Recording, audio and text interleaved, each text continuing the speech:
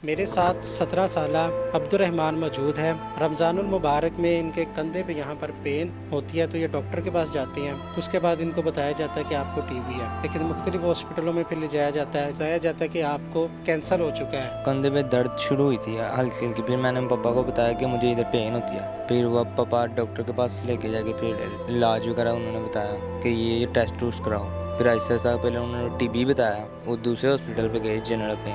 उन्होंने कहा कि इसका ऑपरेशन बायोप्सी होगी, तो उधर से सैंपल ले गए तो उसका टेस्ट कराएंगे। तो फिर उन्होंने बताया कि इसका इलाज जगह नहीं हो सकता, ये शौकत खाना में लेके जाओ उसको, इसको कैंसर ब्लू ट्यूमर है। बिस्मिल्लाहिर्रहमानिर्रहीम। नाज़रीन अस्सलाम वालेकुम, मैं हूँ आपका मेज़बान हाफिज़ खुर्रम शहज़ाद और आप देख रहे हैं न्यूज़।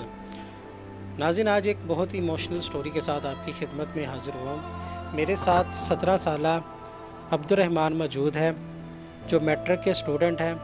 रमज़ानुल मुबारक में इनके कंधे पे यहाँ पर पेन होती है तो ये डॉक्टर के पास जाते हैं। तो उसके बाद इनको बताया जाता है कि आपको टीबी है, लेकिन मुख्तलिफ हॉस्पिटलों में फिर ले जाया जाता है। जनरल हॉस्पिटल में, मियाँ हॉस्पिटल में, शालीमार हॉस्पिटल में, उसके बाद फिर शौकत खाना में हॉस्पिटल, नमल हॉस्पिटल, बहुत सारे हॉस्पिटल में जाया जाता है। बताया जाता है कि आपको तो कैंसर हो चुका है।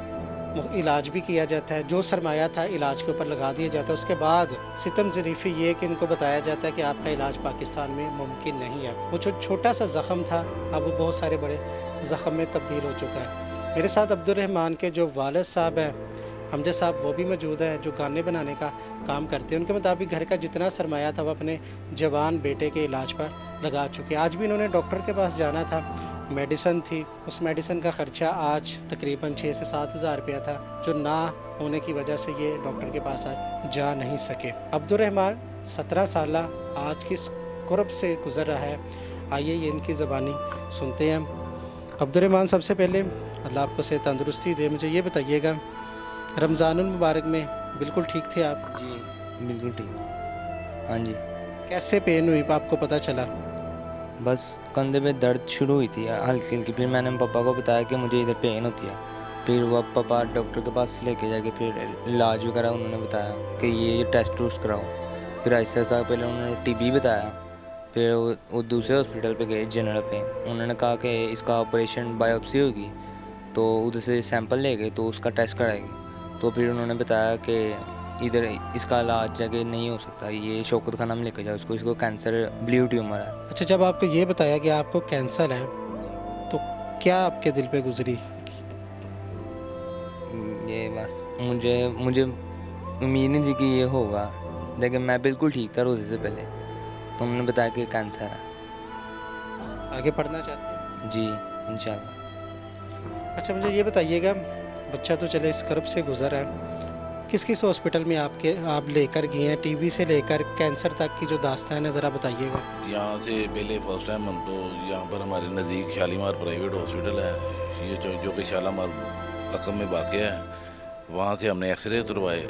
उसके बाद इसकी पेन नहीं रुकी तो हम इसको मी हॉस्पिटल ले गए। मी हॉस्पिटल से हमें उन्होंने कहा ये इसको टीबी है हड्डियों की। तो टीबी के बाद हमने कहा कि चलो अगर टीबी है तो फिर हम इसे गुलाबदेवी चेक करवा लेते हैं। गुलाबदेवी गए, उन्होंने हमें यहाँ पर उधर मुंतकिल कर दिया जनरल हॉस्पिटल। जनरल हॉस्पिटल वालों ने तकरीबन 2-2.5 माह हमें इसी तरह ये टेस्ट करवा लो, दूसरे MIR करा लो, CT स्कैन करा लो, CBR करा लो, कौन कौन से टेस्ट जो कि हमें मालूम भी नहीं है, वो टेस्ट करवाने के हमें से करवाए। उसके बाद इन्होंने कहा जी इसको मसला लग रहा है कोई ज़्यादा गंभीर है, तो इसको ना इसकी बायोप्सी होगी। हमने कहा चलो बायोप्सी कर ले। बायोप्सी करते करते 1.5-2 माह उन्होंने इसी तरह गुजार दिया कि वो ज़ख़म बिल्कुल प्लेन था, जिसम बॉडी बिल्कुल नॉर्मल थी, तो वो फूल के इतना बड़ा स्वेलिंग होगी उसकी। उसके बाद उन्होंने बायोप्सी की। बायोप्सी के बाद उन्होंने कहा था कि बायोप्सी की रिपोर्ट के बाद 2 दिन बाद इसका ऑपरेट करके हम वो रसोली निकाल देंगे। जब रसोली निकालने का वक्त आया तो हम उसके पास रिपोर्ट लेकर गए हैं, तो उन्होंने कहा जी हम इसको रसोली, हमारे पास इसका इलाज ही नहीं है।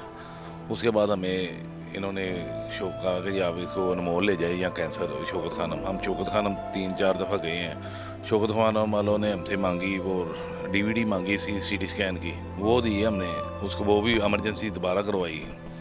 तो करवाने के बाद उनके पास उन्होंने देखे अपने टेस्ट वगैरह लिए, उनमें से कुछ देखा, उन्होंने कहा इसको लंग्स में कोई मसला थोड़ा सा है, तो लाता यहाँ पर हम इसको दाखिल नहीं कर सकते। हमने उन्होंने कहा कि मेहरबानी करें। उसके बाद उन्होंने कहा जी आप इसे अनमोल ले जाएँ। हम अनमोल ने हमें यहाँ से कि इसका इलाज शौकत खानम में भी नहीं था। वो उन्होंने कह दिया कि हम इधर इलाज नहीं कर सकते। उसके बाद हमें अनमोल ले आए।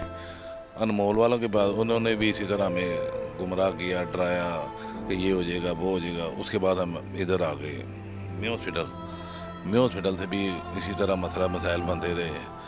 तो ये जो ज़मीन के खिताब बने, इन्होंने तो हमें इनकार का जवाब दे दिया। अब तो मेरा सिर्फ़ और सिर्फ अल्लाह है, अल्लाह पे तकवा है और यकीन भी मेरा अल्लाह पे है। तो मेरे अल्लाह ही बेहतर करेंगे। कैंसर की तशखीस की गई है, कौन सा कैंसर बताया? ये जी बिलू ट्यूमर नाम है इसका, जो कि हड्डी और दोनों दरमियान में है इसके। वो इस कैंसर है ये से।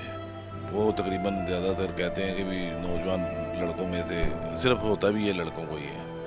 तो ये इसकी तशखीस है। तो जो हमारे पास पता कराया इसका पाकिस्तान में इलाज है कि? पाकिस्तान में सर पता करवाया शौकत खानम। देखे मेन चीज़ है शौकत खानम।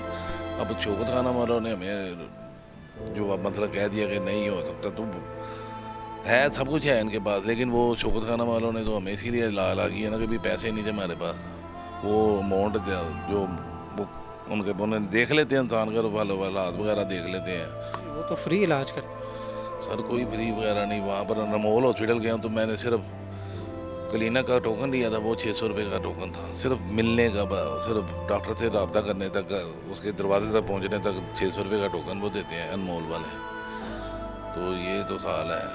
तो जो गरीबी था हम तो रिज़्क़े हलाल कमाते थे, जो बच्चों की पढ़ाई पे लगा दिया, जो कुछ था वो इस बच्चे पे लगा दिए। अब तो हम यकीन करेंगे भी बिल्कुल अल्लाह के हाल पे बैठे हुए हैं कि अल्लाह ने जो वादा क्या समझते हैं आप कि बच्चे को छोटा सा एक ज़ख़म हुआ था, तो वो ज़ख़म किसने ख़राब किया?